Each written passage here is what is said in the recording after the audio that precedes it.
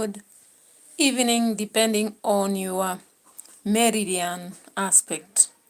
Welcome to our Edutainment for Us channel. I hope you're doing well. I did my hair recently and I think it's quite fantastic.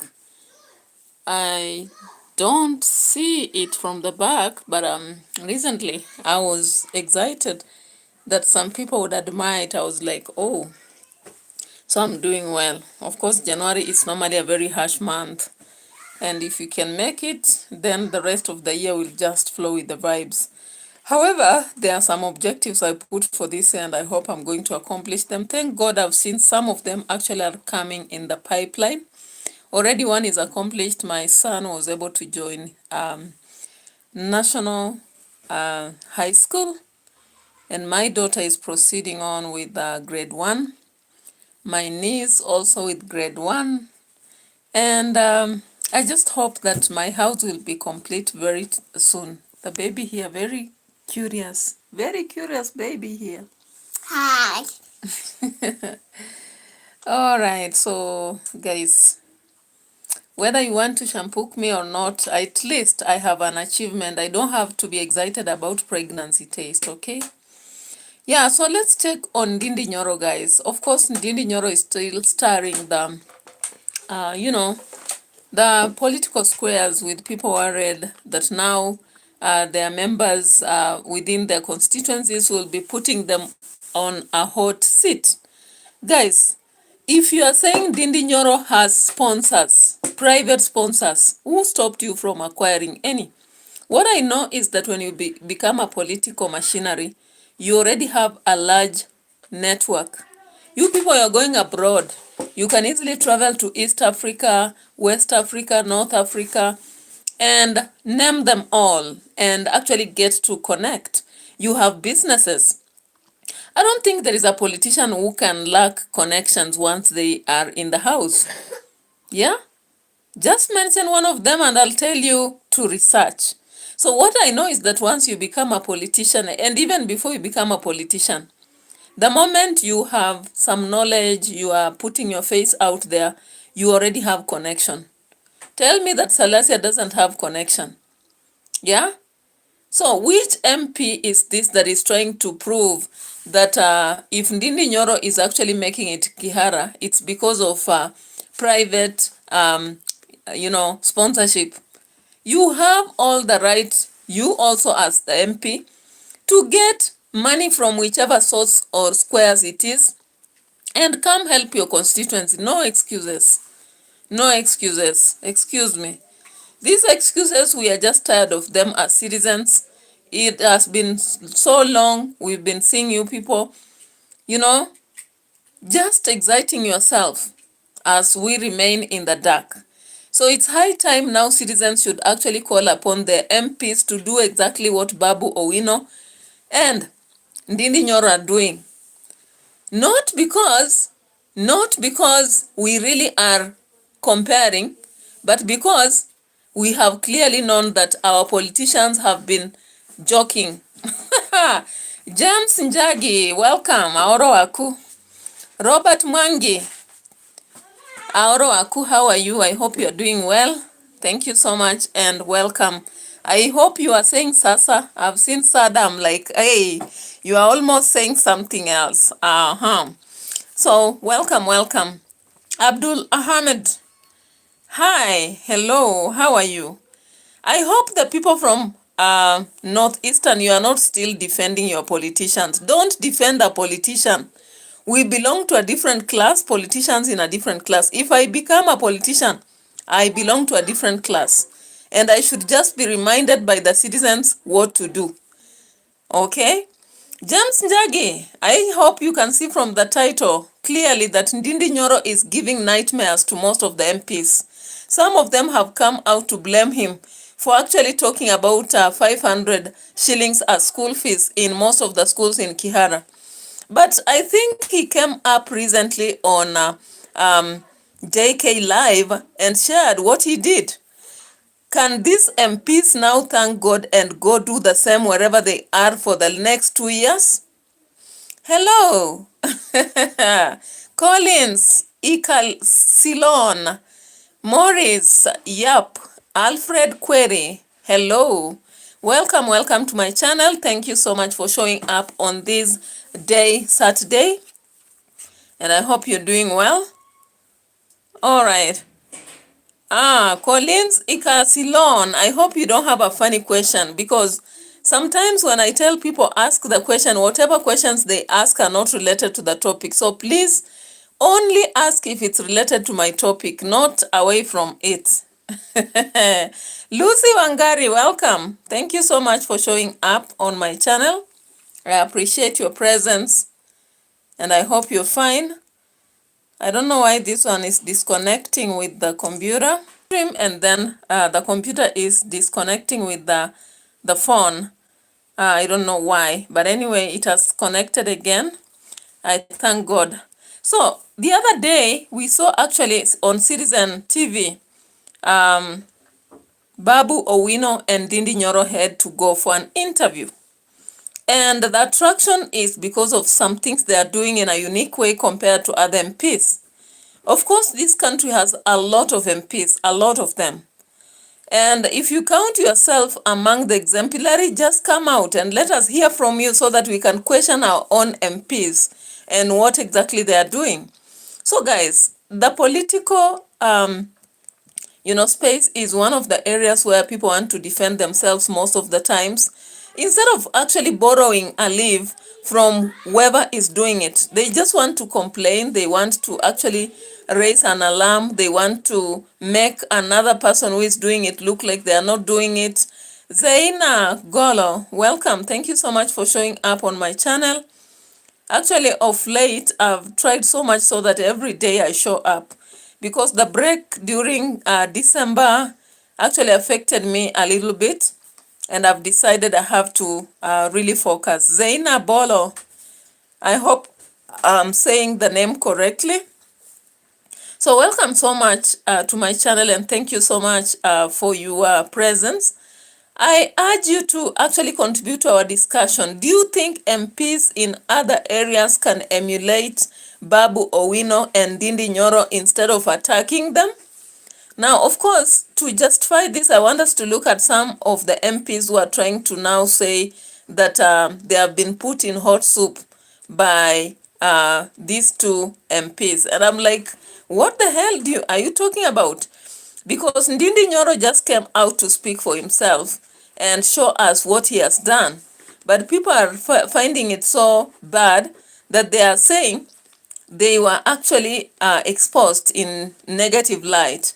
And I just want us to look at some of these aspects here. I'm checking on a video. There's a video I just watched today. And out of that, I was like, what the hell are people talking about? And there was an MP who was saying that now the citizens in his constituency are asking him why they have to pay school fees, 7,000 and more in their constituency, when people from Kihara are actually going to pay 500 shillings. And I was like, yeah, Mr. Man, come out and tell your people.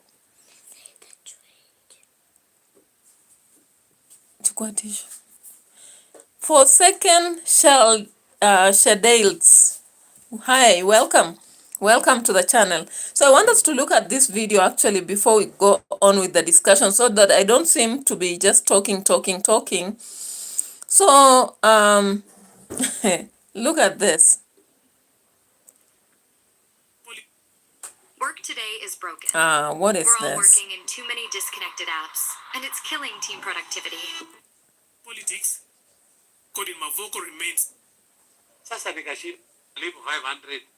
Seeing what a focused CDF budget looks like, they are looking at their own MPs' plates and asking, where is our chapatis? And the response from the colleagues range from admission to outright denial. For instance, Nakuru Town MP is visibly shaken, admitting that Nyoro's success has tainted his name. Kama kwake nalipo 500. Sisi naye. Lakini that is a debate. Lakini nitawaambia. shule huwa determined one. Gikaria has resorted to refloating the sugar daddy theory, where he believes that NYORO must have a secret, deep-pocketed funder, because surely no one can achieve these results on a standard government budget. Tuseme maswali mengi yameulizwa. Wewe unatulipia shilingi 6,200. Ile shule unalipa full scholarship na rafiki yako ndio NYORO ambaye mko na same parliament. Na ukirudi anaambia wazazi wake walipe 500. Sasa nikashindwa. Sasa nitajibu namna gani? Kwa sababu it is true. We are in the same parliament with NYORO, getting almost the same amount of money for hizi maneno za infrastructure improvement development kwa mashule na kwingine. Lakini wananchi, sitaki kujitetea na sitatetea wabunge, lakini tu niulize swali. Kweli kama ni ukweli hiyo inafanyika kwake, ni yeye peke yake? Hakuna mtu mwingine kwa wajumbe 349 ambaye wanafanya the same? Ni yeye peke yake kweli? Over in Mavoko, Machakos County, Patrick Macau is sticking to his guns, dismissing the Kiharu wave as mere PR, insisting that regardless of the noise, his track record in Mavoko remains untouched. Ukisimama pale Kapa kila siku utaona gari imebeba vitanda ikuja Mavoko. Ni kweli ama si kweli? Wiki mzima watu wanahamia kuja Mavoko kuishi hapa. Ni hiko hapa Mavoko, population inaongezeka kila kukicha. The need of schools is very high in Mavoko. Na huyo mtu anaongea hivyo, nataka nimwambie before nikuwe MP Mavoko, there were only 16 public primary schools. Now they are 40. Tumeongezea ngapi? 25. If you can't appreciate us, then you have no business knowing the work of a member of parliament. Public secondary schools zilikuwa 6, sasa hii ni 16. Tumeongezea 10. Same money. Ndio mwambie na mimi aache kufuata mwingine kwa choo. Leo kutoka akiwa primary school, Matiba alikuwa bado MP wa huko. Alikuwa amejenga shule zote. Na mnakumbuka hiyo area kuna wakati kuona generational gap.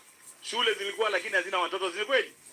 Sasa population haikuwa. Wewe ukipewa ile pesa makao unapewa, badala ya kwenda kupeana basel unaenda kuweka cabros, unaweka tiles, unapindua mabati.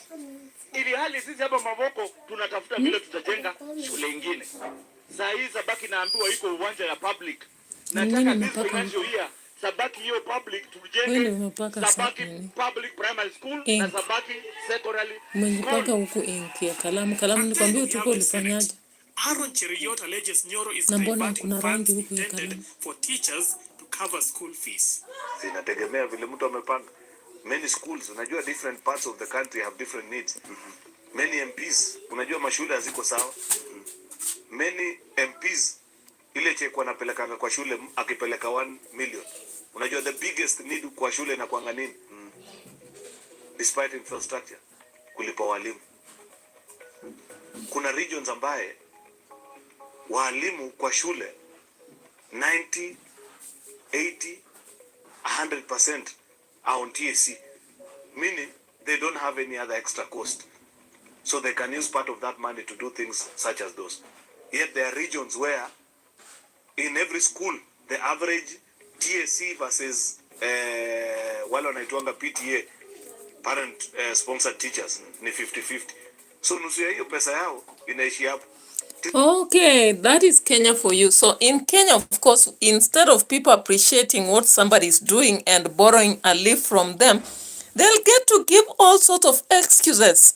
No wonder if today I become a very wealthy person with a lot of property around me, people will be actually getting to find out whether I have a sponsor that is a sugar daddy, or whether I have a demonic connection somewhere known as Illuminati, or maybe if I'm conducting illicit business such as selling gold or bang or whichever other drugs. It is such an unfortunate turn of events in Kenya as we look at politicians giving excuses and explanations around why their constituencies lack standard schools. How can some of them even argue out. Like the Mavoko MP argues that in Mavoko, a lot of people keep migrating to that area, and so students are so many, it cannot be possible to do what is happening in Kiharu. At the same point, the other one in Nakuru says he has no explanation, but the source of money for Ndindi Nyoro is questionable.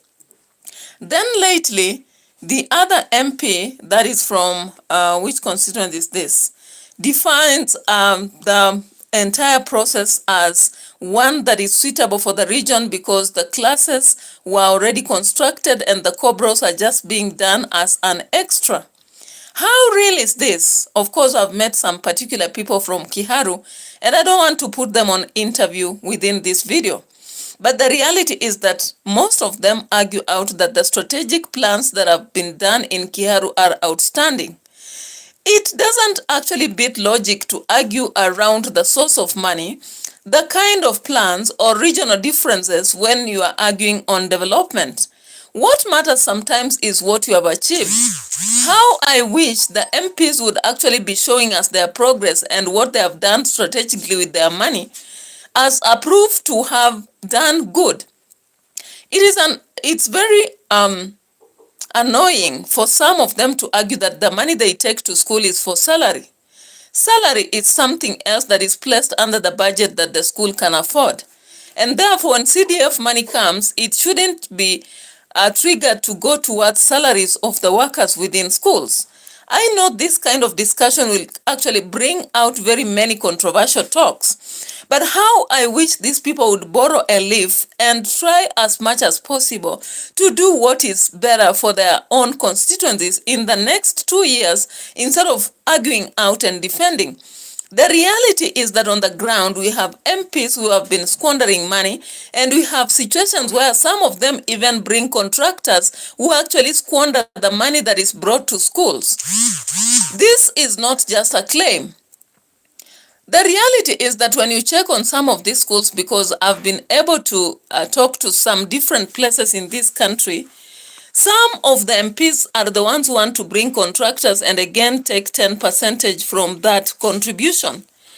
Just as Ndindi Nyoro said on, on an interview in JKL Live, the strategies that he is using, if were used by several of our MPs, without actually panicking, they would see sense in what he's doing. It is good to always appreciate the efforts of what another person is doing without seeing it politically. However, being politicians, we will not stop them from thinking and saying whatever they want to say. My only request to them is that they should do better.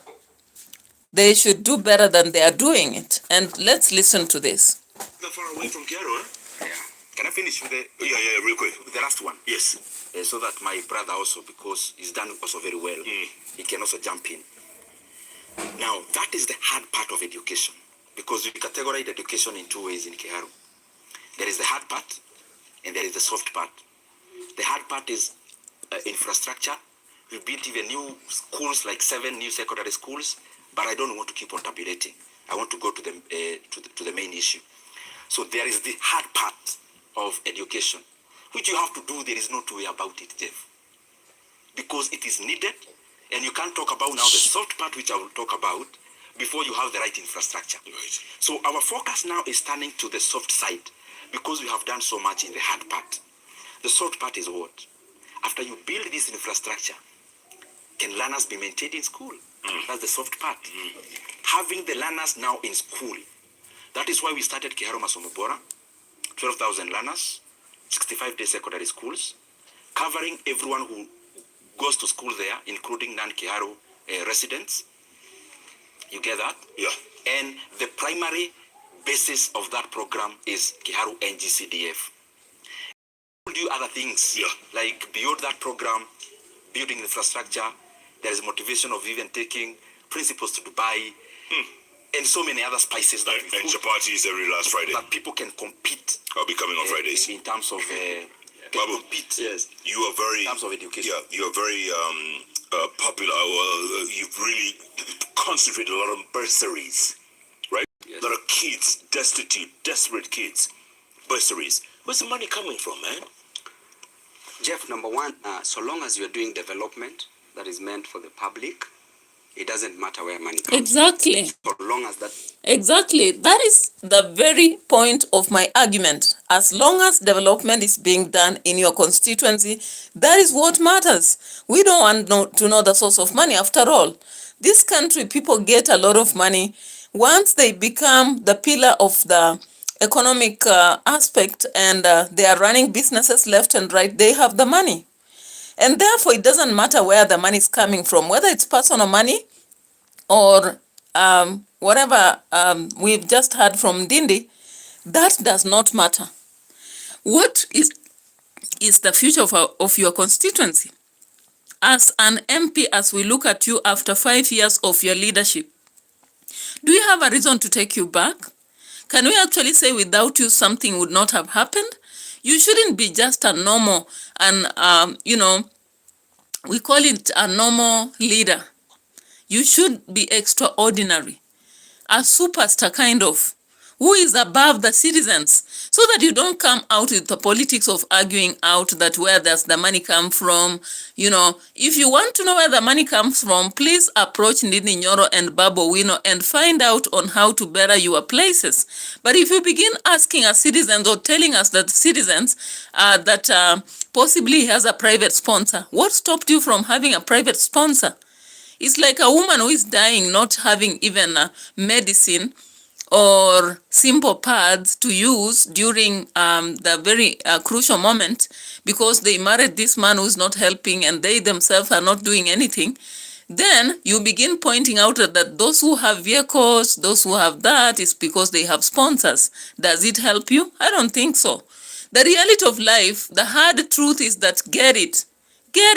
So don't go about blaming others or finding explanations around what they have when you have an opportunity to do what you gotta do. I always tell students when I'm teaching in class that your kids will not understand that you are sick in school. That is why you never scored high. If that is the only path to lead you to a better score, find how to work hard and perform. Then get your career and live the best life. Don't talk about others did this, others did this. I was sick, I don't know what, I didn't have a teacher, I didn't have books. Get how to acquire that content and go for it. All right, now let's listen to Baba a little bit from his arguments. Then we go back to these ministers. His child. And it is because of the love that I have for him. What he had, he gave us all. He had 200 shillings. We collected a total of 900 Kenya shillings. 900 Kenya shillings. But people were coming so happy to contribute for me. The house was full. Removing 10 shillings, 20 shillings. Because of that 10 shillings, Jeff, I'm here today as a member of parliament. And that is why when it comes to education of a child in this nation, I will do everything and stop at nothing to ensure that I give my people bursaries. And I'm going to do it from the date 20th day of January 2026. I'm going to communicate on my program on how I'll issue bursaries to my people. Because, Jeff, I would rather not build roads, but educate a child. That child will come and build roads. Because I can build a road after 10, 15 years, the road is done. But if I educate a child, that child will come and build these roads. Jeff, a parent, even those who didn't go to school like my own mom, wakes up very early in the morning just to sell mboga. Very early in the morning, doing very odd jobs. You get out of this place, tomorrow morning when you come here, Jeff, you will find our mothers outside, here, going to wash clothes, seated, in rain. At Kasuku Center, I see them all the Center, time. Jeff. Yes. Just looking for 200 shillings so that they can educate their children. But I want to advise them never to give up. It doesn't matter how much time it will take, but that child that you are struggling for as a parent, one day will remove you from that son. So why, Didi, why are MPs from Wajir Northeastern, why are they criticizing you then? Well, what's the deal? Jeff, if I can defend my brother. Yes. They lack a vision. That is as simple as that. They are on a mission, but they lack a vision. A mission to destroy the lives of those who elected them. But we have a vision to transform this nation into a better place. Jeff, Me and you, we individuals, life is temporal. Tomorrow we will not be here. Yeah. The greatest legacy that I want to leave behind is a legacy that I will be told that you took my child to school. That a person one day in life will tell me, Babu, because of you, I'm a doctor. Because of you, I'm a teacher. Because of you, I'm a business person. That is the legacy. The global AI market is projected to reach $1,770 billion by I'm trying to say, we all want Kenya to progress. That is why we keep on giving alternative voices. But for Kenya to progress, we have to start on the basis of reality and truth. So that when we tell Kenyans we are going this direction and the economy is growing, I don't need to buy a tarubeta. Even whispers will speak loud. That is why I'm disappointed. Okay, Babu. Same thing with you and ODM. You seem to be very close to Baba's boy. Baba, there's never an occasion where you got up and didn't praise Baba to no end. And yet, you're still outside the tent, man. What's up? Jeff, I must tell you that deep down my heart, I loved Baba and I still love Baba. Actually, Baba, there's no any other leader in this country that I will love the way I loved Baba. We suffered together. We campaigned together. I went to 280 constituencies out of 290 constituencies because of Baba. I was the first person to have been abducted in this government, and they disappeared with me for 3 good days because of the love I had for Baba. We were beaten at Soi, the chopper that was stoned. We were almost dying in that chopper because of my love for Baba. I was doing mobilization for Baba in Nairobi. So I was Baba's boy, I was Baba's right-hand man, I was Baba's errand boy. And that is the love that I had for Baba. And Jeff, our Baba, passed on, quite unfortunate. It was a sudden death that we are still mourning up to date. And Jeff, because of that, the general is dead. Long live the general, but the dream is still alive. The fact that the general is dead, Jeff, then we need to ask ourselves a simple question in ODM, that what kind of a general do we need to take after Baba? Do we need the weakest general, or do we need the strongest general, or do we need a parachuted general? Our Moses is gone, and when Moses was leaving, he left at Mount Nebo, then handed over to Joshua. The next question we must ask ourselves, Jeff, is that, do we need a Joshua who is Moses' age mate, or who is older than Moses, or a Joshua who is younger than Moses? The answer is simple, Jeff. We need a Joshua who is younger than Moses, a Joshua with the vim, with the vigor, with the courage, with the temerity to take the people that Baba left to Canaan, because we've already seen Canaan, and I will come back and talk about Canaan versus Singapore, because Baba left us telling us to go to Canaan. Now we are being diverted to go to Singapore. The distance between Singapore and Canaan is 7,800 kilometers.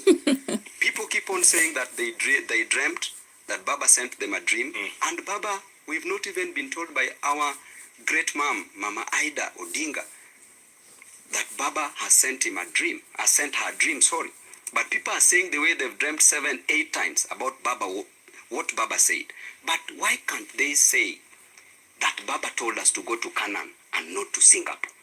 I want to tell you one thing, Jeff, that in the book of Joel, 2 verses 28, the Bible says clearly that old men will dream dreams, but young men will see the vision. That means that for you to dream dreams, you must be asleep. You must be at comfort zone. You must be at rest. Therefore, our old men are now at comfort zone and at rest. They are at rest because of the wars that they fought and brought it this far. They are at rest because of the sweat, the toil, and the moil. Because they fought for this nation And it is time for them to hand over the baton to the young generation who are seeing the next future, who are seeing the generation, who are seeing for the next generation, who are seeing the future. Until notes in one app, links in another, AI chats all over the place. Yeah, same. That's why I've been using full. You then graduate and go to the next. And I'm not saying you keep off growing on the rest in terms of skill and technology and capital intensive.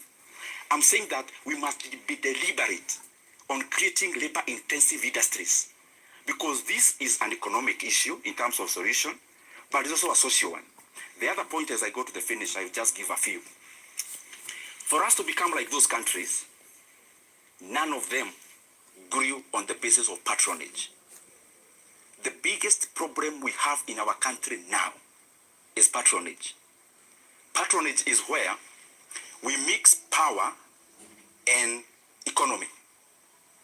Is it a coincidence in Kenya that when one is bequeathed with a big position, they automatically become the best entrepreneurs in Kenya, that they become also captains of the industries in terms of ownership? The other point, which we have to be very clear on, is governance and corruption. Singapore, in the year 1980s, they had a program around housing, and the Minister for Housing took some money from somebody, and he was being searched by the equivalent of ESCC. And because Lee Kuan Yew was his friend, he decided to call him. Hey, my friend, I'm in this kind of problem. Can I come see you? Can I come see you? Yes. Lee Kuan Yew told him, malizana na ESCC, mimi siendi pahali utaniona. Utaniona tu. The guy committed suicide. What am I trying to say? Jeff, and I'm talking this because I know for sure it is important. We have to root the diversion that happens around taking public resources and benefiting from policies when especially we are in governance. Because corruption is not just about kitu kidogo. The biggest level of corruption is the one that distorts economic incentives. This is what I mean. In not just Kenya, most of the countries in the global south, you realize as a young man, if I just gain power, I get money in between. If you go to those countries, there is a clear demarcation. So what happens? Even the person who should be an entrepreneur, the biggest resource in entrepreneurship becomes power. And that is not how an economy can grow to the level we want to go into. The very last one is human capital development. From the US, from the UK in terms of growth, actually from way back, you know, there is a time Netherlands was a superpower in the world. From Netherlands to the UK, to the US, coming to the Asian tigers, you're making noise for me. Including China. You realize I told you one to critical sleep. element. Or you rest. In all economic making models noise. of those ones practical examples, and even theoretically, human capital development is the most important resource that you have to work on when you're talking about growing an economy, not in a normal pace, astronomically. And we cannot do that when at the same time we are denying the basic level of that, which is basic education, sufficient resources. Babu, If I may, go on, the issue of Singapore. Yes. First of all, if I just talk at face value and compare Singapore and Kenya, Jeff, the size of Singapore is 736 square kilometers. Is that central province? Is that smaller than? The size of Nairobi Nairobi is 696 square kilometers. Wow. Therefore, Singapore and Nairobi are almost congruent in size. Really? The size of Kenya is 580,000 square kilometers. It means that Kenya is 800 times bigger than Singapore. Then the population of Kenya is 58 million in number, while the population of Singapore is 6.1 million in number. Oh. The GDP right now of Singapore is close to around 4.6% today. And the GDP of Kenya is approximately around between that 4 and 5%. Therefore, it means that how else will the 58 million Kenyans fit in in Singapore, which is a smaller country in terms of size. Jeff, there is no need of the state, of the government, of the president talking about Singapore if we have a blueprint in Kenya. For 40 years when KANU was ruling this nation, by 2002, we had an economic growth rate. Actually, I'm talking about the economic growth rate, not the GDP. Of Singapore is 4.6 and of Kenya is around 5%. The economic growth rate of Kenya as at 2002 was at 2%.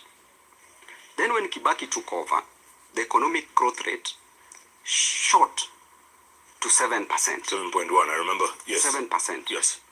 Then, in 2008, Kibaki came up with a blueprint and called it the Vision 2030. We don't need to go to Singapore. I want us to focus here. The Vision 2030, having come up, the projection was that by the year 2013, it ought to have had a two-digit number, which was approximately 10%. And by the year 2030, it ought to have maintained that 10% and even more. With the blueprint that we have, we had 3 pillars.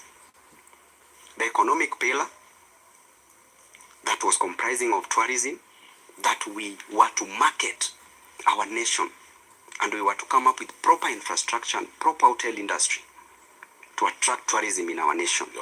We were to talk about manufacturing, that we invest more in manufacturing, in construction industry, in the service industry, which we have the banking and the insurance industry. We were also supposed to talk about the micro, that is retail and wholesale, micro and small medium enterprises, that is the Juakali sector, and were to be financed through cooperatives and SACCOs. Very simple, Jeff. Then we had the economic sector, then we had the social sector. The social pillar was supposed to take care of education, providing quality and affordable education, if possible free, because there was free primary education. Then in addition to that, healthcare, primary healthcare, affordable and of great quality. We're talking about proper environment, sanitation, clean and sufficient supply of water. Simple things, Jeff. Then the last one is the political pillar, where we were talking about the justice system, reforms in the justice system. We were to talk about the reforms in the electoral process to give us proper leadership, not what we have now. We were to talk about the management of the political parties so that we don't have the problems we are experiencing with my brother NDINDI today. Then, Jeff, before all that, we were advised that there were basic things that ought to have been done first before we implemented the 3 pillars, the economic, the political, and the social pillars. And they were simple. Number 1, the security of a state. That in the security, we were supposed to have proper police reforms. My brother and I will tell you today that we don't have a police service. We have a police force up to date. The defense was supposed to be so stable to handle terrorism, so that there's stable security. Not a nation that abducts her children, where tourists will be scared of coming to invest here. Because the other day at Thika Law Courts, you charge over 50 Gen Zs with terrorism charges. You call them terrorists. How can a tourist, how can an investor come to invest in this nation that is full of, in quotes, terrorists? Then we talk about the macroeconomic stability, where the prices of goods and services were supposed to be stable before we do any other thing. Inflation, stable.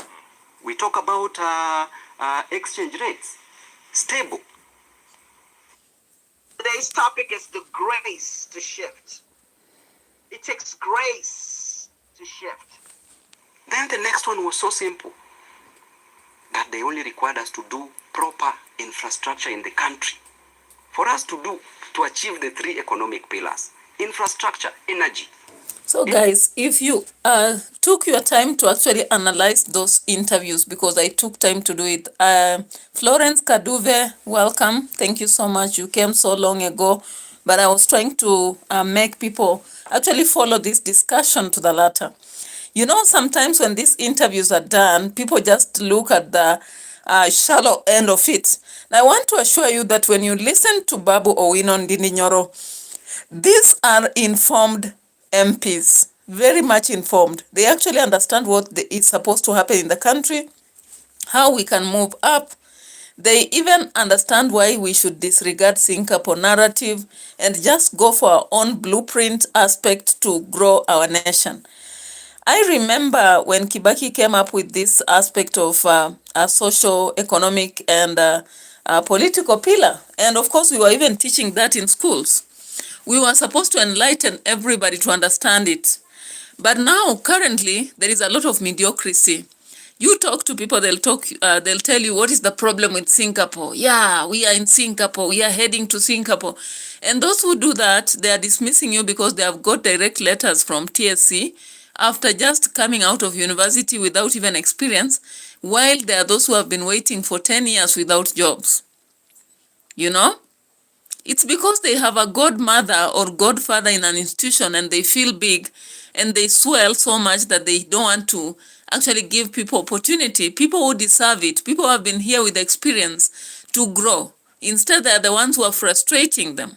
And the reality is that, my people, we will have to talk about it because this is with us, okay? Anyway, let's go to Uganda and talk about something on Uganda. Bobi Wine, of course, has been under military raid yesterday, and as the Museveni was announced the president, he had to go through house arrest, okay? And of course, helicopters were hovering all over the sky. The home of Bobi Wine was attacked. The gates were supposed to be opened. One of the gatekeepers was shot. You know, why does it happen like this? When we talk of democracy, other people are saying Museveni is the best leader, and we are saying that everything is fine in Uganda. But it's sad that the situation that is happening in Uganda, I don't know when it will stop, but I can just see that Museveni is actually looking forward to handing over leadership to Muhoozi, his son. No wonder he's doing what he's doing. But unfortunately, there are people who believe so much. Like Kaspul, I heard him talking in an interview on Ikonini, and he was praising so much Museveni. I was like, what the hell are you talking about? Anyway, let's go after it. Village in Magere. By morning, Uganda wakes up to a country with no internet and a presidential candidate who says soldiers came for him in the night. This is not rumor. This is Bobi Wine speaking for himself. On January 17, 2026, Uganda's leading opposition figure Robert Kyagulanyi, Bobi Wine, posted a direct statement on his official X account. No intermediaries, no party spokespersons. His message was simple and explosive. Security forces raided his home after the January 15th elections and he escaped. According to Bobi Wine, military and police units arrived overnight. Electricity was cut. Some CCTV cameras were disabled. Helicopters circled above. Neighbors saw the movement. Confusion spread fast, and because Uganda's internet was already shut down nationwide, facts couldn't travel, only fear could. By sunrise, rumors said Bobi Wine had been abducted and flown away by helicopter. Authorities denied it. Police said he was safe. The army called the claims baseless. Now Bobi Wine explains what really happened. He says he evaded capture and is currently in hiding for his safety. His wife Babi Itungo Kyagulanyi and other family members are not free. He says they remain under de facto house arrest. No one allowed in, no one allowed out. The clarification matters because in Uganda and across East Africa, the difference between arrested, not arrested, and cannot leave your house is often political, not legal. Quote, last night was very difficult at our home in Magere. The military and police, they switched off power and cut off some of our CCTV cameras. There were helicopters hovering over. I want to confirm that I managed to escape from them. Currently, I am not at home. Although my wife and other family members remain under house arrest, I know that these criminals are looking for me everywhere, and I am trying my best to keep safe. I understand that there has been great concern and speculation regarding my whereabouts. Please understand, this is the context of a nationwide internet shutdown. Given the commotion that happened at our house at night, and given that no one is allowed to access the house, our neighbors concluded that they had succeeded in abducting us and spreading the news. Then Bobi Wine turns to the election itself. Uganda voted on January 15th. The Electoral Commission, chaired by Justice Simon Byabakama, released provisional results showing President Yoweri Museveni with an early commanding lead, around 75 to 76%. Bobi Wine's numbers trailed far behind, dipping below 20% in early tallies. Bobi Wine rejects these results outright. He calls them fake, not disputed, not questionable, fake. I reiterate our complete rejection of the fake results Byabakama is reading. In addition to the ballot stuffing, the military takeover of the election, the detention of our leaders and polling officials, and other electoral offenses, their results have zero backing. We condemn the murder of numerous citizens who have thus far attempted to peacefully demonstrate against the broad daylight thuggery. The people of Uganda have the right to protest in defense of their sovereign right to determine a government of their choice, not the kind of criminality we are witnessing. Aside from the blatant theft of the presidential election, these criminals have employed various fraudulent techniques to usurp the will of the people in numerous constituencies across the country. NUP candidates are being targeted, even when they have 100% evidence that they won. This is absolute madness. The people of Uganda will ultimately win. Note, some of these pictures were taken last night and others today morning. And he alleges widespread ballot stuffing, heavy military interference at polling stations, and the detention of National Unity Platform leaders and polling agents. He says the fraud was not limited to the presidency but spread into parliamentary races across the country. And this is where the story sharpens. Uganda did not vote in daylight alone. It voted under an internet blackout. Authorities say the shutdown was to prevent misinformation and electoral interference. Rights groups including Amnesty International and Voices from the United. So guys, you've heard all that about Uganda. Of course, Uganda, we understand in terms of democracy, they are quite far off from reality. Save Kenya, whereby we talk of democracy when it is not yet even realized. So all along, as Chagulanye tried to campaign with the wife, we saw a very large population supporting him.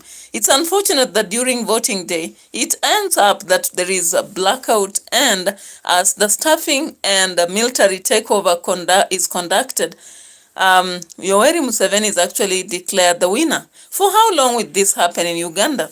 Now, the other unreality is why they had to go for him.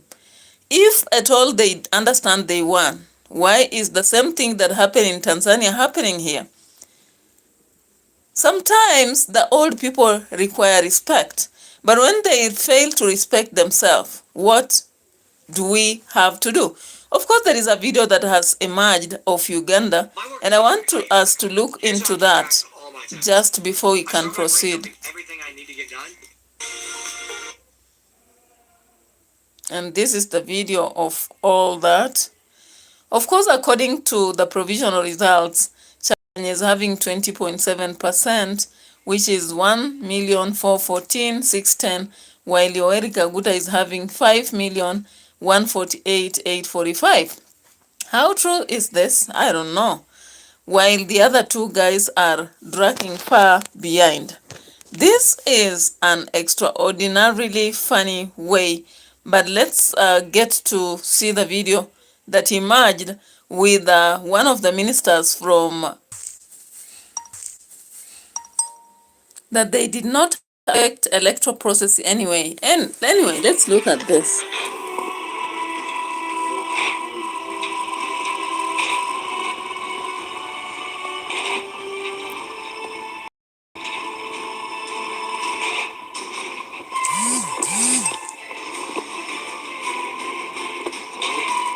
hiyo ndio ile tunaita wizi wa kimabavu. It's still an election in broad daylight. Hey. When it comes time for Museveni's swearing Africa. in, his 7th swearing in for that matter, we had better not send anybody as a country. And if we must send somebody to internet, Kenya will still send somebody, because actually we witnessed what happened in Tanzania, the staffing, and I think people are still sent there. In fact, Kindiki went, and I believe we will still have Kenya sending somebody to Uganda to just oversee this staffing process that we saw happening right there in the video.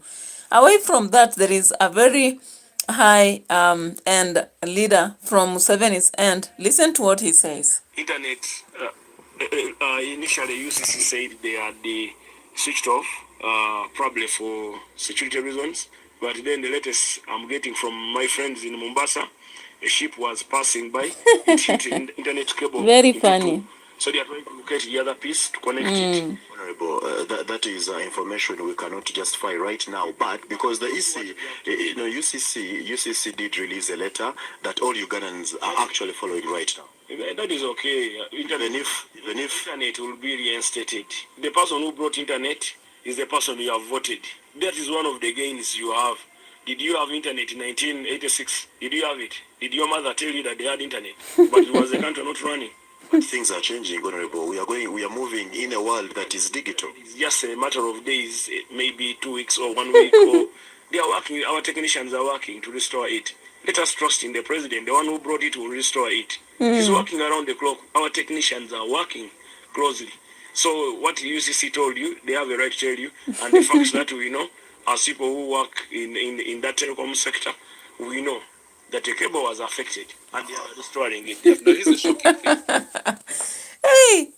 Hey, East Africa, Uganda for that case. Hey, for how long will we continue actually playing a dump? You know, like this is a whole minister trying to explain some things. And it's like Yoweri Museveni is a small god. And having brought internet, he should do whatever he feels to do with it. Oh my God.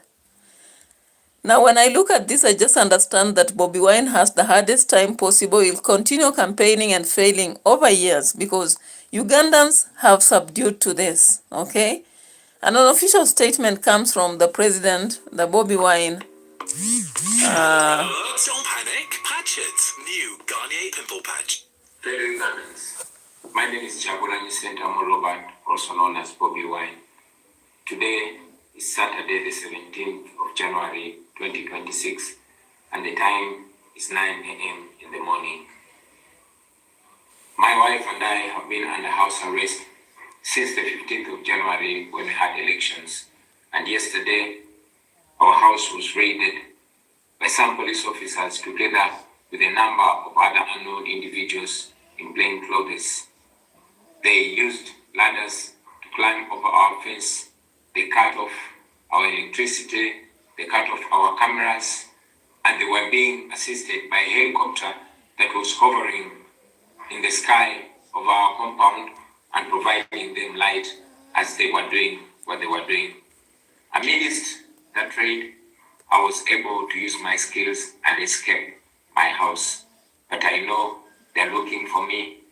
But even if they succeed and get me and do whatever, I want to say this to you, fellow Ugandans.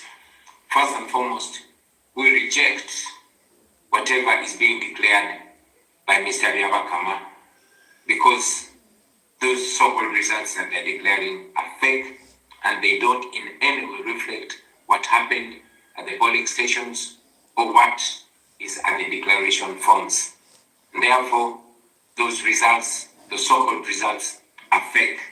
After arresting almost all our agents, after ballot stuffing, and after shutting off the internet, the regime is trying to once again rig the elections. All right, guys. So they always say that if you are not sure about protecting the vote, rigging will always happen. And for how long will our people keep crying like this instead of having a solution? So we come to the end of our reaction. And we are yet to conduct a social reaction towards Nyabohanse. So welcome. And I am happy to have you as your host, Prissy. Welcome, welcome. And let's go after it. Bye-bye.